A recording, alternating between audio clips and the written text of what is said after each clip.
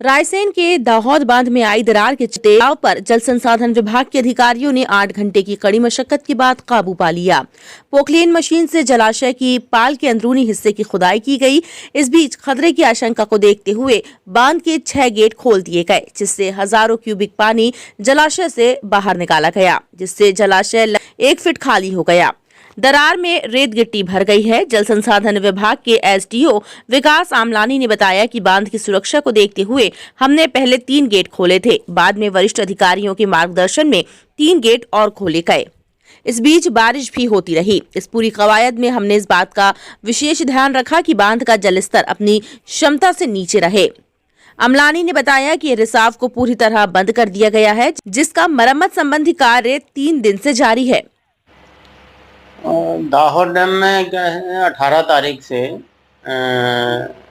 मालूम हुआ था है कि 2 जगह से पानी लीकेज कर रहा था, और वो बहुत ज़्यादा ऐसा नहीं था। इनमें कई डैमों में हो जाता है। दाहौद जो है 1958 का बना हुआ है, तो इसलिए 2 जगह था। तो परसों रात में मैं पहुंचा था। उसके बाद परसों नहीं, 18 को रात में पहुंच गया था। 18 को रात में पहुंचने के बाद मैंने उसको अवलोकन किया, तो उसमें डस्ट पार्टिकल नहीं आ रहे थे, मिट्टी नहीं आ रही थी, तो कोई ऐसा खतरा नहीं था डैम के लिए। और फिर जो है 19 तारीख को उसमें हमने फिल्टर बना दिया था। फिल्टर में क्या करते हैं कि बोल्डर, उसके अंदर फिर गिट्टी और उसके अंदर सैंड।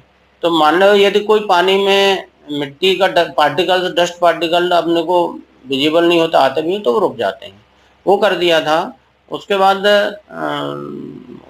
18 तारीख को हमारे अधीक्षण यंत्री और मुख्य अभियंता भी उन्होंने विजिट किया था, तो उन्होंने इंस्ट्रक्शन दिए थे। 19 तारीख को कल यस्टरडे मैंने क्या है कि मशीन से एक डैम के टॉप में जिधर पानी भरता है उस कॉर्नर पे ट्रेंच खुदवाई थी। ट्रेंच से क्या है कि वो जहाँ लीकेज का कोई एक सोर्स है, और ये लीकेज भी एक्चुअली क्या है कि जो चूहे के रेट होल्स या केकड़े के होल्स हैं उससे बनते हैं, उसके ही कारण वो लीकेज हो रहा था। तो वो हमने पूरा ट्रेंच खुदवाया पोकलेन मशीन से, और उसमें वो डिटेक्ट हो गया है।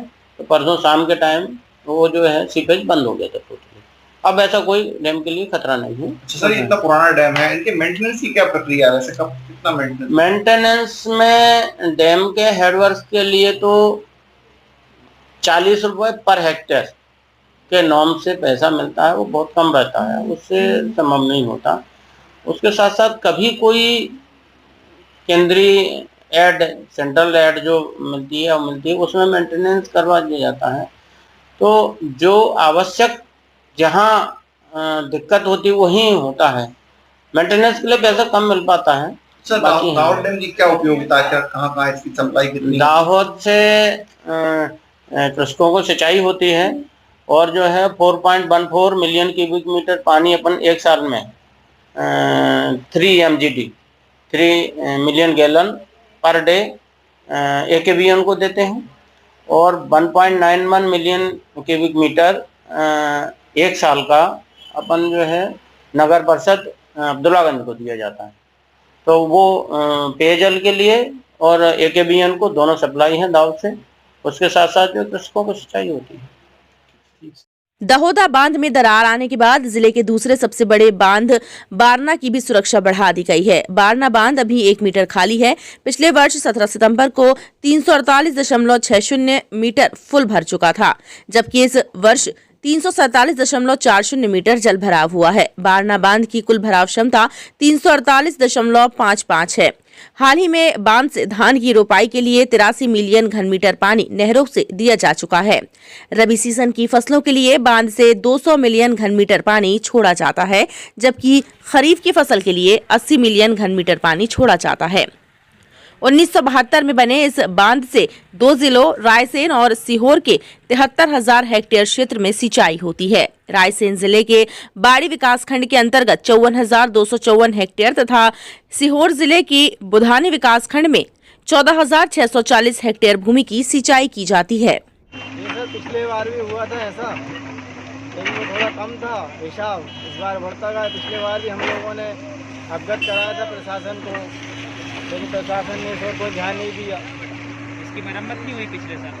कई वर्षों से नहीं सारी मरम्मत, तो पैसा तो बहुत आता है लेकिन लगता नहीं है, सब अधिकारी आपस में बांट के खा लेते हैं।